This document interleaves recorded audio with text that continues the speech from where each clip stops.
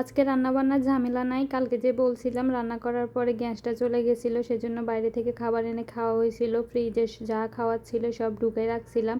এখন ভাবলাম যে ফ্রিজের মধ্যে অনেক বেশি ময়লা হয়ে গেছে আর কিচেন রুমটাও ময়লা হয়ে গেছে। সপ্তাহে একবার করে অন্য সব কিছু মোছা হলেও ফ্রিজ সবসময় পরিষ্কার করা হয় না। সেজন্যই ভাবলাম, আর ফ্রিজে যেহেতু জিনিসও কম আছে, কষ্ট হবে না বেশি পরিষ্কার করতে, সেজন্যই ভাবলাম যে আজকে পরিষ্কারটা করে ফেলি। তো এখানে দেখতে পাচ্ছেন সব কিছু এখন নামিয়ে নিব। আমার হাজব্যান্ড ফ্রিজে অনেকগুলো চিংড়ি মাছ থাকার পরও আবারও চিংড়ি মাছ নিয়ে আসে, সে সবসময় এরকমই করে।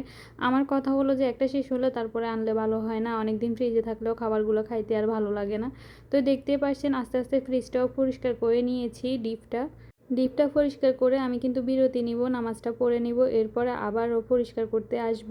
কারণ এখানে যদি এগুলো করতে যাই নামাজের সময়টা চলে যাবে, সেই জন্য ভাবলাম যে ডিপটা পরিষ্কার করে আমি নামাজটা আদায় করে ফেলি। এরপর দেখতে পাচ্ছেন সব কিছু সাজিয়ে গুজিয়ে রেখেছি, আর নিচে দেখতে পাচ্ছেন একটা প্লাস্টিকও বিছিয়ে দিয়েছি যেন ময়লাটা কম হয়। এখানে দেখতে পাচ্ছেন নর্মাল ফ্রিজটাও একদম ক্লিন করে নিয়েছি, যতটা সম্ভব পেরেছি করে নিয়েছি। এই যে একদম ফাইনাল লুক দেখতে পাচ্ছেন, দুইটা ফ্রিজ একদম পরিষ্কার হয়ে গেছে। আসলে পরিষ্কার হলে সব কিছুই ভালো লাগে, ময়লা থাকলে কোনো কিছুই ভালো লাগে না।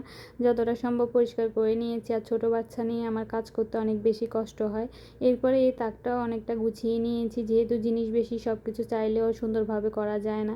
এখানে এগুলো ভালোভাবে পরিষ্কার করে নিয়েছি, আর পিছনে যে পেপারটা আছে ওটাও কিছুদিন পরে উঠিয়ে নিব ভাবতেছি। আর এখানে আমি গরম পানি দিয়েছি, এখানে আমি খেজুর সিদ্ধ করব। আমি একটা রেসিপিতে দেখেছি, যে রেসিপি বলতে আমি খেজুর কিভাবে সংরক্ষণ করব সেটা দেখার জন্য চেয়েছিলাম। তো দেখলাম যে এরকম করে ধুয়ে সিদ্ধ করে 4-5 ঘন্টা সিদ্ধ করলে নাকি কাঁচা খেজুরগুলো একদম পাকা খেজুর হয়ে যায়। তো সিদ্ধ করে আমি শুকাতে দিব আর কি। এই যে দেখতে পাচ্ছেন খেজুরগুলো ধোয়ার পরে কিন্তু অনেক বেশি ফ্রেশ লাগতেছে। তো এখানে আবার আমি দেখছি যে কালো না হওয়ার জন্য চুন ইউজ করে। তো এখানে যেহেতু আমি চুন পাই নাই, সেজন্যই আমি এমনিতেই সিদ্ধ করলাম, আর নিজেরা যেহেতু খাবো আমি ভাবলাম যে কোনো প্রবলেম নেই। তো এখানে দেখতে পাচ্ছেন খেজুরগুলো সিদ্ধ হতে হতে কষ যে বাইরে হয়েছে, কষে কিন্তু পানিগুলো একদম লাল হয়ে গেছে। তো এভাবে অনেকক্ষণ পর্যন্ত আমি সিদ্ধ করে নিব। আমি তো ভিডিওতে দেখছিলাম যে 4 থেকে 5 ঘন্টার মতো সিদ্ধ করে, আমি এতটা সিদ্ধ করি নাই, আমি 3 ঘন্টার মতো সিদ্ধ করেছি। সিদ্ধ করে পানিটা ঝরিয়ে নিব। আর সিদ্ধ করতে করতে দেখতে পাচ্ছিলাম যে খেজুরগুলো ফেটে গেছে, কিন্তু ভিডিওতে যেটা দেখছি ওটার মধ্যে কিন্তু এরকম ফাটে নাই আমার মনে হয়।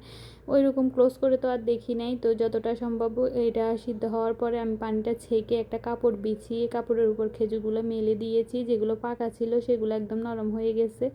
এরপর এটা বাইরে শুকাতে দিয়ে দিব। দেখতে পাচ্ছেন ঢেকে দিয়েছি, এখানে শুকাতে দিয়ে আসছি।